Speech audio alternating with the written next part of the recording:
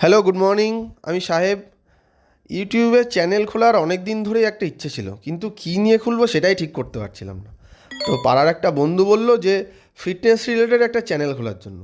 তো আমিও ভাবলাম একটা ফিটনেস রিলেটেড চ্যানেল খুলে ফেলি।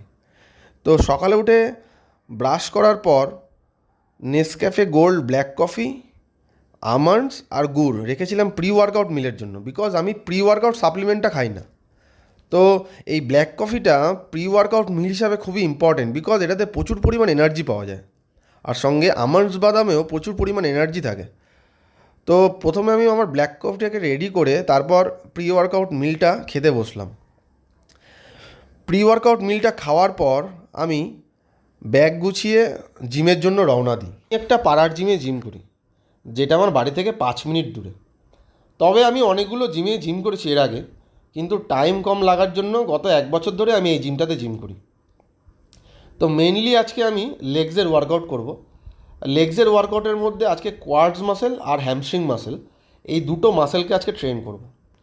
তো কোয়াডস মাসেলের জন্য দুটো আইটেম রেখেছি, আর হ্যামস্ট্রিং মাসেলের জন্য দুটো আইটেম রেখেছি। প্রথমে ওয়ার্ম আপটা সেরে নিয়ে 50টা মতন ফ্রি স্কোয়াট করে আমি চলে যাই প্রথম আইটেমের দিকে, যেটা হলো গবলেট ডাম্বেল স্কোয়াট। তো গবলেট ডাম্বেল স্কোয়াট আমি 3 সেট 10টা রিপিটেশন করে এরপরে নেক্সট আইটেম কোয়াডস মাসেলের জন্য লাঞ্জেস, ডাম্বেল লাঞ্জেস আমি করি 3 সেট 10টা রিপিটেশন। তো এই দুটো ওয়ার্কআউট হলো কোয়াডস মাসেলের জন্য। হ্যামস্ট্রিং মাসেলের জন্য আমি দুটো আইটেম রেখেছি, যেটা হলো লেগ কার্ল 3 সেট 10টা রিপিটেশন, তারপর হলো স্টিফ লেগ ডেডলিফট